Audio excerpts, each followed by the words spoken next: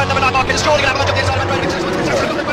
He shuts the door inside number 9, Andrea Dovizioso. Inside, but Marquez is where he needs to be. It's under Dovizioso, it is! Dovizioso's going in now. Andrea Dovizioso wins a magnificent race here. Marquez out of the seat, Marquez. Big mistake as he came through turn number 8. It's not over yet. Andrea Dovizioso can close right up as they come through turn number 9. Lucky man, Marc Marquez, but he held on to it as he often does, and Dovizioso was not able to take the advantage.